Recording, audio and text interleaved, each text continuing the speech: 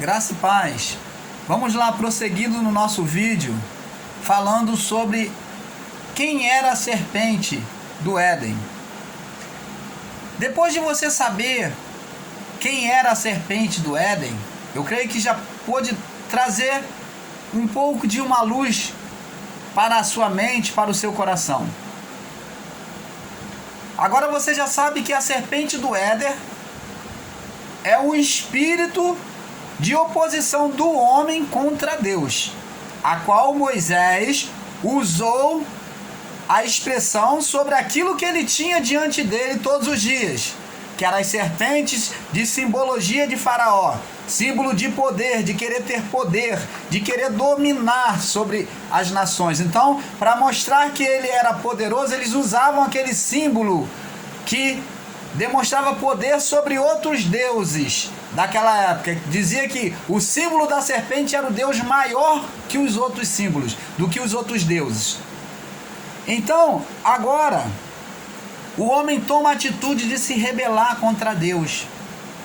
Desobedeceu a Deus e a partir daí, Deus impôs a sentença sobre a mulher, sobre o homem, sobre a mulher e diz agora para a serpente: porém inimizade entre ti e a mulher. Então vê que os dois vão ser inimigos. A serpente, a mulher não vem falar com a serpente: tô de mal contigo. Não. Eu não gosto de você. Não. Não é isso. A inimizade é um conflito que vai haver a cada dia. Uma luta. E essa luta, ela tem cunho espiritual. O fundamento desta luta é um combate espiritual.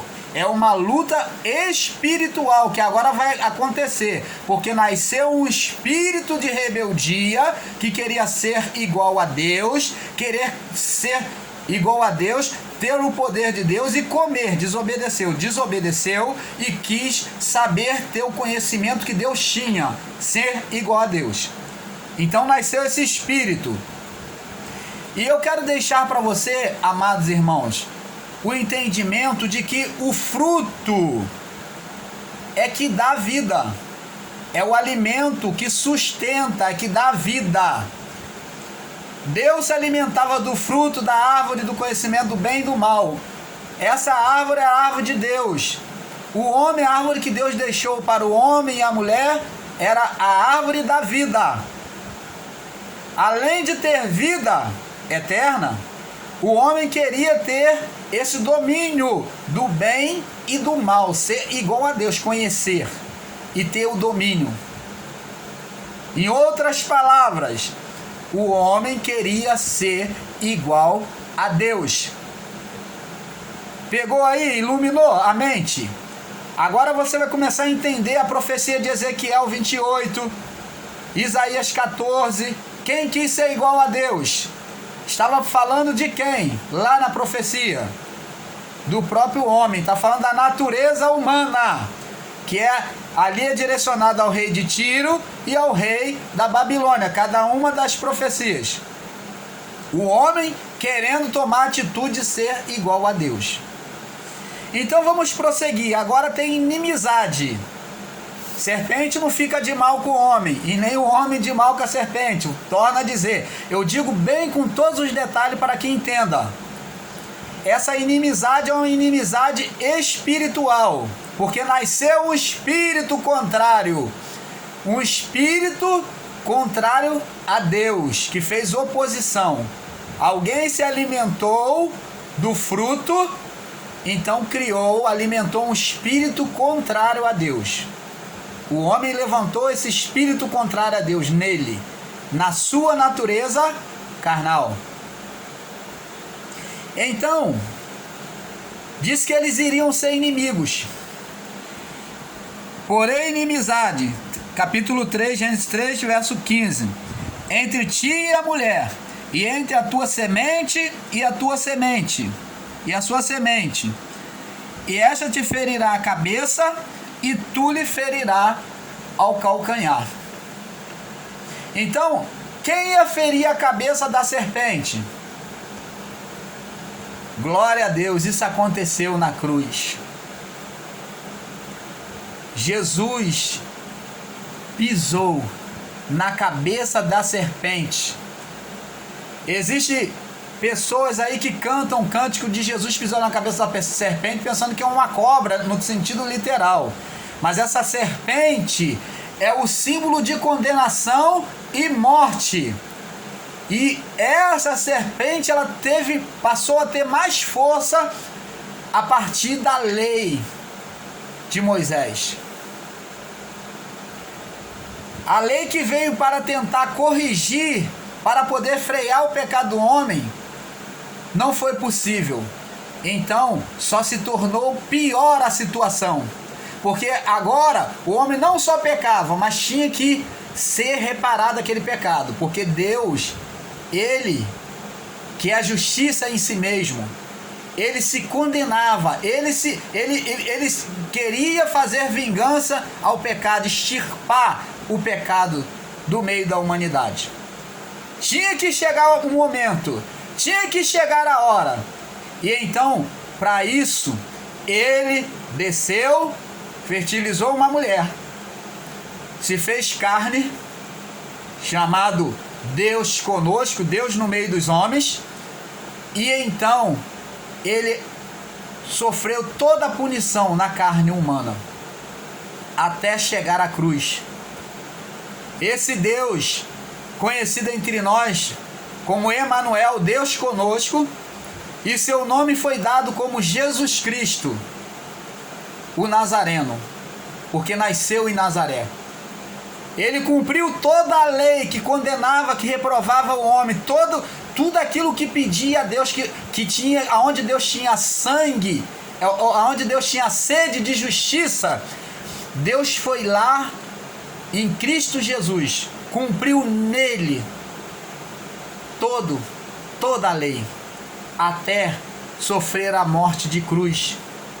E a pisada na cabeça da serpente foi justamente isso, quando Jesus cumpriu toda a lei, padeceu pelos nossos pecados, o Jesus o Nazareno. Foi perfeito em servir a Deus, obedecendo e observando toda a lei. E então assim, o pecado caiu sobre a humanidade. E ele então, o segundo Adão, chamado segundo Adão, ele cumpriu nele, ele tomou o lugar da humanidade, tomou o nosso lugar, para que o pecado, a condenação, viesse sobre ele. Por isso que Isaías 53 diz que ele tomou os nossos pecados. Ele foi humilhado, ele foi transpassado. O castigo que era para nós estava sobre ele. E por suas chagas fomos sarados. O povo de Israel foi sarado quando levantou aquele povo rebelde, como eu falei, em Números, verso 21, do capítulo 21, do verso 4 ao 9. O povo, quando olhou para a serpente de bronze que representava Cristo, ficou curado. E nós também, pelas suas pisaduras, fomos sarados quando Cristo subiu a cruz do Calvário. Olha que maravilha, olha que Deus maravilhoso. Entenda esta obra. Não existe diabo. O diabo que foi criado, esse diabo, essa condenação, é o espírito opositor que foi passando de geração a geração. Esse espírito do pecado que depois atingiu Caim, que é chamado de o pai do pecado. Caim, aqui no livro de João, capítulo 8, no verso 28. Jesus vem falando com os fariseus e os saduceus. Eles se dizem ser filho de Abraão. E Jesus falou: vocês não são filhos de Abraão. Se vocês fossem filhos de Abraão, vocês iam conhecer a mim, porque eu vim do Pai. Vocês são filhos do diabo, porque o vosso pai, ele é homicida desde o princípio. Quem cometeu homicídio desde o princípio? Quem foi o primeiro assassino? Quem foi que cometeu o primeiro homicídio? Foi que diabo? Que ser? Que o sistema religioso diz. Quem cometeu o primeiro homicídio foi Caim, descendente de Adão. Descendente de Adão. Puxou seu pai se rebelou querendo ser igual a Deus. E Caim foi o assassino. Aquele que assassinou, que odiou, que trouxe todos os sentimentos malignos, que manifestou diante de Deus. A inveja, a ira, o assassinato, a morte física.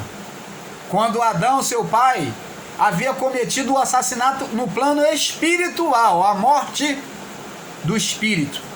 E ainda Caim veio ainda afundar mais ainda, cometendo de novo os mesmos pecados de seu pai, e piores. Então, os filhos do pecado, os filhos rebeldes, são filhos de Caim. E os filhos de Caim são aqueles que não querem ouvir o evangelho da graça, não querem aceitar a regeneração de Cristo na cruz. Eles ainda ficam fazendo penitência, fazendo sacrifícios, ainda fica debaixo de jejuns, ainda fica debaixo de rituais de orações, como se orasse muito fosse justificar eles. Eles buscam uma justificação diante de Deus. Estão ainda nos rituais da lei. Esses são filhos de Caim, que buscam a maneira que eles acham que deve agradar a Deus, e não compreende, não fazem como aquele povo do deserto que errou, mas aqueles que sobraram se repararam diante de Deus e olhou para a serpente de bronze. E para você observar, meus amados irmãos, no deserto, no jardim do Éden, tinha a árvore da vida, tinha a árvore do conhecimento do bem e do mal, e tinha o Adão. Jesus foi crucificado também no meio de duas árvores. No meio de duas árvores estava Jesus lá, o segundo Adão. Jesus assumindo a imagem de Adão, sendo o segundo Adão, carregando sobre ele os nossos pecados. Você entende agora por que Jesus pôde dizer para aquele ladrão que aceitou a ele, diz: uma coisa te digo, hoje mesmo comigo estarás no paraíso.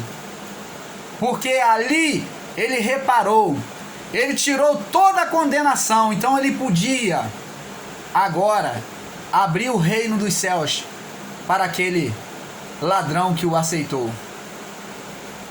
Então, amados, que possamos acordar para isso.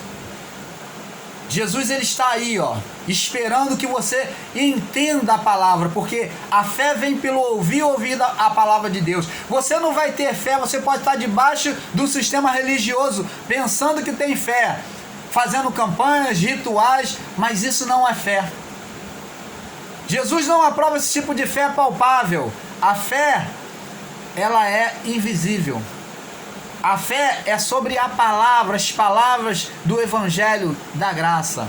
É você aceitar o sacrifício de Cristo na cruz e saber que você não precisa fazer sacrifício. Não são os seus merecimentos, mas Ele já reparou tudo para você. Que a paz de Deus esteja em cada coração. E a iluminação do Espírito Santo sobre o Evangelho da graça seja a cada dia com cada um de vocês.